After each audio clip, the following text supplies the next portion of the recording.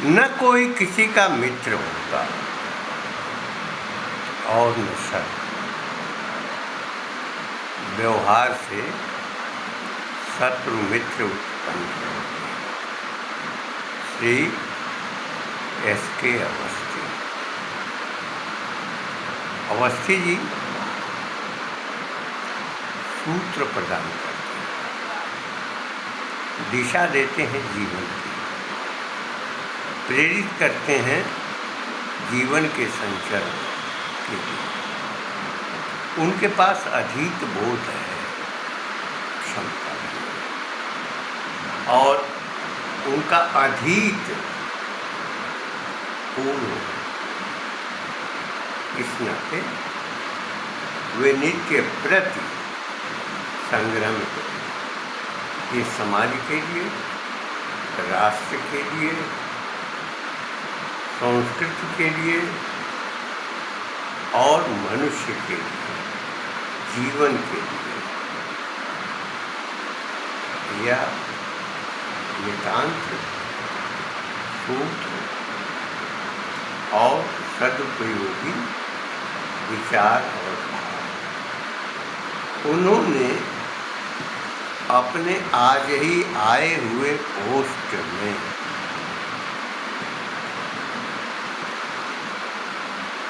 यह व्यक्त किया। न कश्चित् कस्यचित् मित्रं, न कश्चित् कस्यचित् रिपुः व्यवहारेण जायन्ते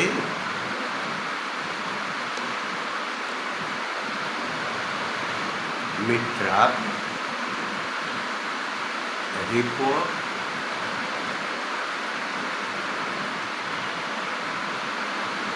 सदा।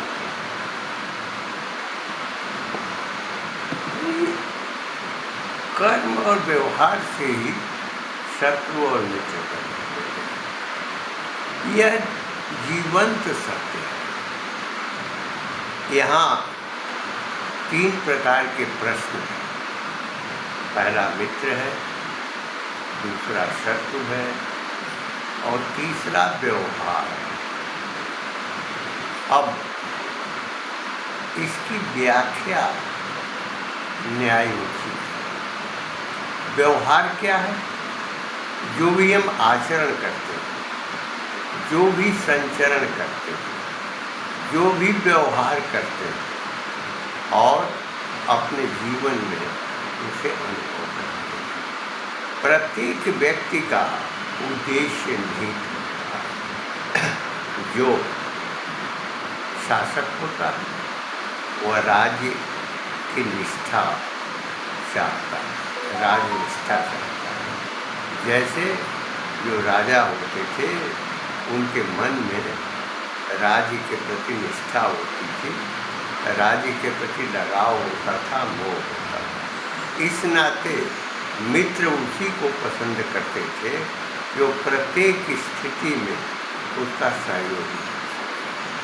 लेकिन जब मित्रता होती है और कोई निहित उद्देश्य और भाव निहित होता है मित्रों के बीच में, तो निश्चय ही मित्रता विच्छिन्न हो जाती है। ऐसे इतिहास में, अतीत में अनेक घटनाएं हुई हैं कि जिन अपने हित के कारण मित्रों में विछोड़ हुआ है। जो हमेशा साथ रहते थे उन्होंने साथ देने से कुछ न कुछ ऐसी घटनाएं जरूर घटित हुई हैं अतीत के अंतराल में, जिसके कारण अपने सहयोगी के प्रति घृणा का भाव। जब कन्नौज के राजा पृथ्वीराज की पुत्री संयोगिता को पृथ्वीराज चौहान ने अपहरण किया, तो यह नहीं समझते थे कि जो बाह्य शत्रु है, आक्रांता हैं, उनके सहयोग के लिए किसी के परिवार की मर्यादा और प्रतिष्ठा को धूमिल करने का प्रयोजन क्या था।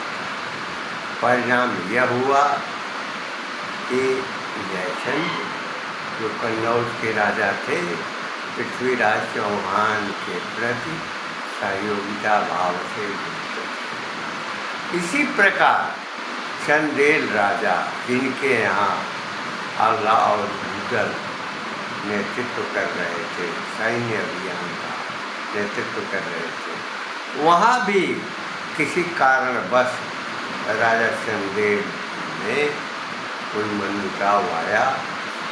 तो कन्नौज के राजा जयचंद के यहाँ आश्रय,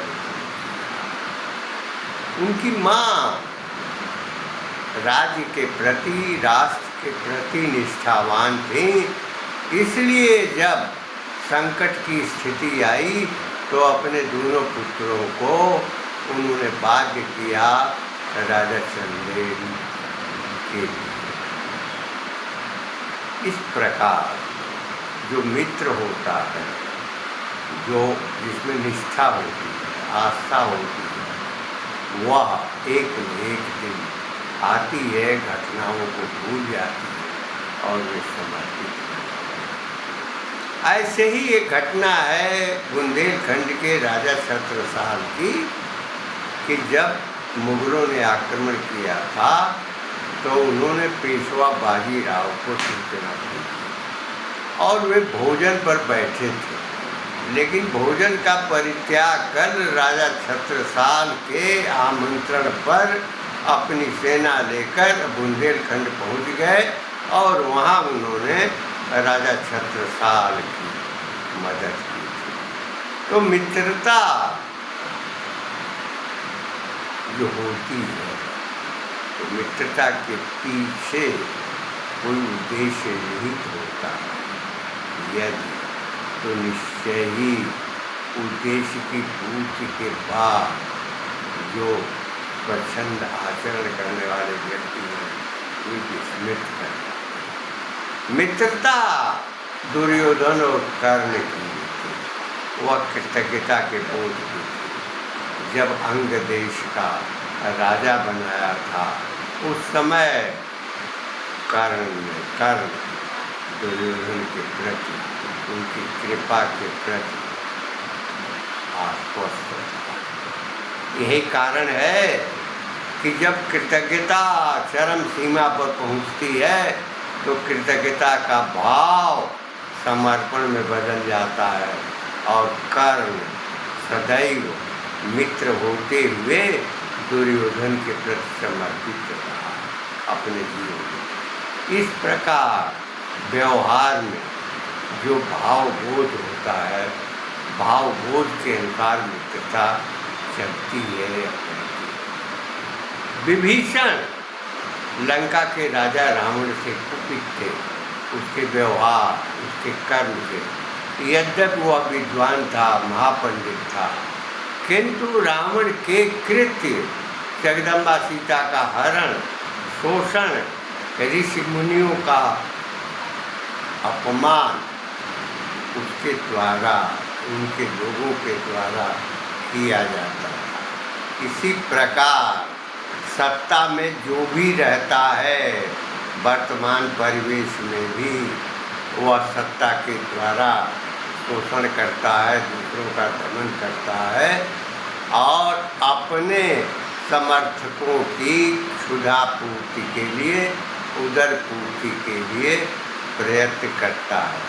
समाजवादी और साम्यवादी और धारणा वाले लोग इस कोट में आते हैं और कांग्रेसी भी इसी भावधारा में बहकर और समाज का विश्वास मित्र का साथ छोड़ देते हैं, क्योंकि मित्र की जो आवश्यकता होती है वह आवश्यकता की पूर्ति में नहीं। कारण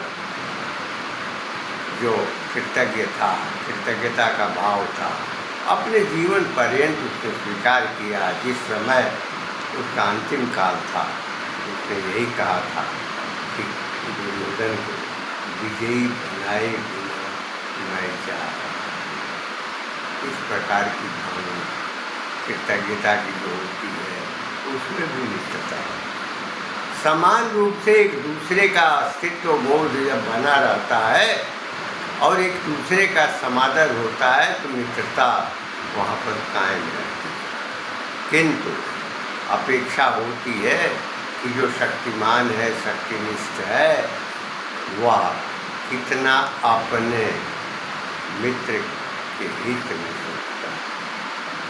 मित्रता समर्पण हो जाती है।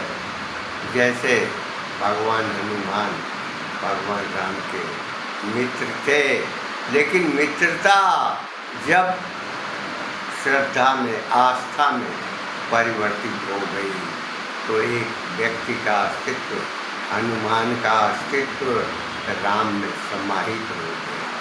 इस प्रकार एक मित्र दूसरे मित्र में आस्था के रूप में, श्रद्धा के रूप में समाहित हो जाए, विलीन कर रहे, अपने अस्तित्व को समाप्त कर रहे, इस प्रकार की मित्रता भक्ति भाव में परिवर्तित है। सुग्रीव और राम दोनों मित्र थे। सुग्रीव का अस्तित्व, राम का अस्तित्व दोनों समान था। एक दूसरे के का अस्तित्व बोध जानते हुए, समझते हुए उनमें मित्रता का। इसी प्रकार विभीषण और राम दोनों के भीतर मित्रता थी और दोनों की मित्रता समान अस्तित्व, समान सुविधा, समान रूप से सोच के भीतर नहीं थी। इस नाते विभीषण और भगवान राम दोनों मित्र। तो मित्रता कभी कभी अगर स्वभाव में उत्तेजना भी होती है तो भी मित्रता बनी रहती है। यानी राम और लक्ष्मण दोनों के स्वभाव में अंतर था। भगवान राम सौम्य थे, लेकिन लक्ष्मण के भीतर क्रोध प्रज्वलित हुआ। इस प्रकार दोनों के स्वभाव में भिन्नता होते हुए भी मित्रता थी। राणा प्रताप के भीतर त्याग था, स्वतंत्रता की चाह थी, लेकिन वह भामाशाह को सम्मान देते थे। जो भील हैं, जो झाला हैं, उनके प्रति उनके मन में आदर का भाव था, इसलिए वे सभी मित्र थे। यहाँ तक पशुओं में चेतक भी उनका मित्र था। मित्रता का संबंध न केवल पशुओं से है, वृक्षों से भी उसका लगाव होता है। और यह स्थिति व्यवहार से होती है, कर्म से होती है, आचरण से होती है। और व्यवहार के भी कई भेद हैं। कहीं अपना स्वार्थ निहित होता है, कहीं सद्भाव होता है, कहीं एक दूसरे का सहयोग का भाव होता है। तो मित्र की ऐसी ही प्रकृति होती है। और वास्तव में संस्कृत के सुभाषित में, श्लोकों में यह बात कही गई है कि वास्तव में मित्र वही है जो, अगर हम कोई बुरा काम करने जा रहे हैं जो हमारे हित में नहीं है, हमारे उद्देश्य के अंतर्गत नहीं है, समाज की दृष्टि से उचित नहीं है, तो निसंदेह वह मना करता है कि यह कार्य उचित नहीं है।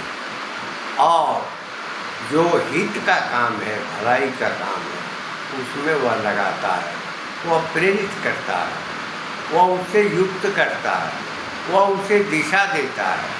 इस प्रकार मित्र को बुरे कामों से मना करना और अच्छे कामों की ओर जोर, ये मित्र का स्वभाव है।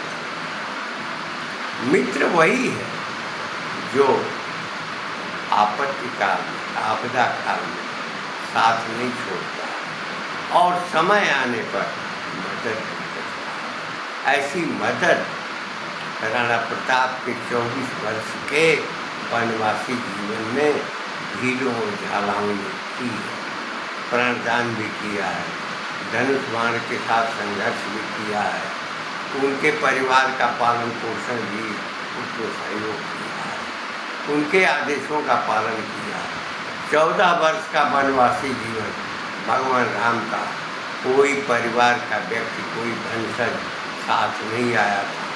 साथ में थे वानर, साथ में थे वृद्ध, साथ में थे भालू, और उनके भीतर ज्ञान विज्ञान का भाव था। उनके साथ में सुग्रीव थे, हनुमान जैसे भक्त थे। और यह भी कहा गया है कि हनुमान तो भक्त थे, मित्र तो प्रारंभ में थे, किंतु जब उन्होंने अपनी आस्था को समर्पित कर दिया तब वो भक्ति भाव में निहित हो। और इसलिए यह कहा भी गया है कि भक्त से बड़ा भगवान, भगवान से बड़ा भक्त होता है, क्योंकि हनुमान समुद्र लांघ गए थे, लेकिन राम को समुद्र लांघने के लिए पुल का सहारा लेना पड़ा था। इस प्रकार मित्रता की भावधारा में अनेक तंत्र हैं, अनेक व्यवस्थाएं हैं जिनका उपयोग किया जाता है, जो कृतज्ञ प्रकृति के होते हैं।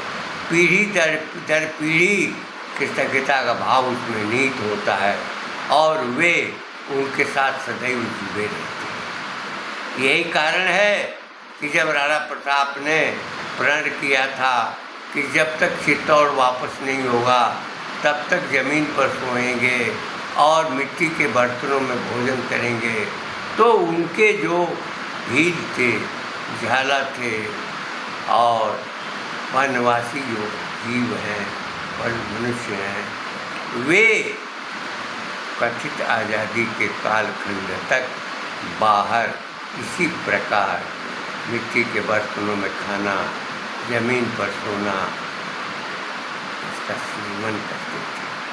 उस कालखंड में डॉक्टर राजेंद्र प्रसाद ने एक नाटक की रचना की, नाट्य रूप दिखाया, चित्तौड़ जो है अधीन हुआ। इस प्रकार वे सब जो विभिन्न क्षेत्रों में घूमते थे, पर्यटन करते थे और उसी से उनकी जीविका चलती थी, वे चित्तौड़ वापस गए। यह प्रतीकात्मक स्वरूप था। डॉक्टर राजेंद्र प्रसाद के भीतर चेतना थी, उनके भीतर संस्कार था, संस्कृति का था, राष्ट्रभाव का था। इस नाते उनके भीतर दर्द नहीं था। निसंदेह मित्रता कई तात्पर्य हैं, जैसे कर्ण में कृतज्ञता का भाव था, और जो वनवासी हैं, झाला है, भील है, उनके भीतर कृतज्ञता का, समर्पण का, संघर्ष का, शिक्षण का, स्वतंत्रता का समान भाव नहीं था। हनुमान में भक्ति भाव नहीं था। सुग्रीव और विभीषण में अपने अस्तित्व को कायम रखते हुए राम के प्रति निष्ठा थी, प्रेम था, मित्रता थी, लगाव था। जहाँ भय के कारण मित्र बना, प्रायः मुगल सल्तनत काल में बहुतेरे जमींदार जागीरदार इस्लाम धर्म को कबूल किया, और उसका परिणाम ये हुआ कि घर पर जहाँ पर राज्य का परिवेश था वहाँ तो वे सनातनी आचरण में लीन रहे, लेकिन जब दिल्ली जाते थे, दर्शाते थे, तो वहाँ एक सही साधक मुसलमान थे, वो जाते थे। ये छल कपट का भाव था। यह सत्ता को कायम रखने का यह भाव था। आइए यह भावना समाज में मित्रता का रूप नहीं दे पाती है। मित्र वही होता है कि प्रत्येक परिस्थिति में व्यक्ति का सहयोग कर सके, व्यक्ति के हित में हमेशा मदद कर सके, और जो अगर भूख से पीड़ित है तो उससे भोजन की सुविधा प्रदान कर सके। साथ में अगर कोई आपदा आती है, संघर्ष की स्थिति आती है, तो युद्ध करने के लिए तैयार हो जाना, ये मित्र का लक्षण होता है। अब बहुत कम ऐसे मित्र होते हैं जिनके भीतर ये वीरत्वपूर्ण बोधपूर्ण कार्य होता है। इस प्रकार मित्र व्यवहार से भी बनते हैं, शत्रु से भी बनते हैं। शत्रु भी व्यवहार के कारण ही उत्पन्न होते हैं। व्यवहार में अगर थोड़ा भी व्यामोह पैदा हुआ, स्वार्थ पैदा हुआ, तो व्यक्ति से विलग हो जाता है और शत्रु के रूप में परिवर्तित होता है। यह स्थिति अतीत में राजवंशों के भीतर रही है, उनके भीतर ये भाव रहा है। उसके भीतर लोभ की प्रवृत्ति रही है, जैसे बंगाल में जो मीर जाफर था, नवाब बनने की इच्छा थी, लोभी था और सेनापति था सिराजुद्दौला का। लोभ में उसने सिराजुद्दौला के साथ विश्वासघात किया और बाद में नवाब बना। अंग्रेज़ों ने पूरी स्वतंत्रता पूर्वक अपना व्यापार फैलाया और जब उससे भी पूरा नहीं हुआ तो मीर कासिम को बनाया। लेकिन मीर कासिम के भीतर निष्ठा अपने देश के प्रति थी, इस नाते अंग्रेज़ों के विरुद्ध हो गया और पुनः मीर कासिम को हटाकर मीर जाफर बनाने का षड्यंत्र किया। तो जिनके भीतर जो व्यवहारवाद के अंतर्गत होता है, जो व्यवहारिकता में आता है, उसका न कोई शत्रु होता है न कोई मित्र होता है। अंग्रेज़ों की यही परिस्थिति आज अमेरिका जैसा देश भी बिहेवियरिज्म के व्यवहारवाद के अंतर्गत है। व्यवहार में जो अपना हित करता है वही हमारा मित्र है, जो हमारे विरुद्ध आचरण करता है वो हमारा शत्रु है। तो व्यवहार में निश्चय ही मित्र और शत्रु बनते हैं। लेकिन भारत की एक आदर्श परंपरा है, निष्ठा है, यहाँ कृतज्ञता है, यहाँ त्याग का भाव रहा है, यहाँ समर्पण का भाव रहा है। मित्रता में दूसरे के अस्तित्व के संरक्षण का बोध रहा है। इस नाते हमारे यहाँ अतीत में मित्रों की मित्रता के सद्भाव की हमेशा सन्नद्धता विद्यमान है। अब आते हैं मित्र क्या है। मित्र वह है जो प्रत्येक क्षण में, प्रत्येक आपदा में, दुख में, सुख में साथ बना है। स्वभाव में भिन्न होते हुए भी एक दूसरे के प्रति सहबोध, सहअस्तित्व का भाव जिसमें निहित होता है, उसकी मित्रता प्रगाढ़। मित्रता के बहुत सारे उदाहरण हैं अतीत में, और समय आने पर मित्र ने सहयोग किया। इसी प्रकार जो शत्रु होते हैं, वे शत्रु भी कई प्रकार के होते हैं। कुछ स्वार्थी होते हैं, कुछ निजी हितों और उद्देश्यों की पूर्ति के लिए होते हैं, कुछ निरपेक्ष भाव के होते हैं, और जिनके भीतर दानिदारिता होती है। शत्रु होते हैं लेकिन वो घात नहीं करते। लेकिन अगर शत्रु के भीतर घात की प्रकृति है, चोरी छुपे और सोए हुए लोगों के भीतर आक्रमण करके और दमन करने का प्रयास करते। राजा सुहेलदेव ने पारों का साम्राज्य खड़ा किया था, लेकिन वह साम्राज्य होली के दिन ही बिखर गया, क्योंकि वे सभी शराब के नशे में धुत थे। उसी समय मुस्लिम आक्रांताओं का, गाजियों का आक्रमण हुआ था, और उसके बाद जो राजभर समाज है वह होली नहीं मनाता है, क्योंकि उसी दिन उसका राज छिन गया था। वहाँ पर जो शत्रु होता है जिसके भीतर छल होता है, कपट होता है, प्रवंचना होती है, धोखा होता है, विश्वासघात होता है, वह अपने शत्रु को किसी भी परिस्थिति में छोड़ता नहीं। लेकिन जो दानेदार दुश्मन होता है वह दुश्मनी सीधे करता है। राणा प्रताप सीधे आक्रमण करते थे, वह कल छपट का सहारा नहीं लेते थे। लेकिन जो लोग कल छपट का मुगलों के भीतर ये स्वभाव था, अलाउद्दीन खिलजी के भीतर स्वभाव था, मोहम्मद बिन तुगलक के भीतर स्वभाव था, उसने अपने बाप को काट के घर में सुलाया और फिर उसे गिराकर उसकी हत्या कर गद्दी पर बैठा। अलाउद्दीन खिलजी ने अपने चाचा जलालुद्दीन खिलजी को धोखे से मारा और उनके सिर को भाले की नोक पर लगाकर बाजारों में घुमवाया।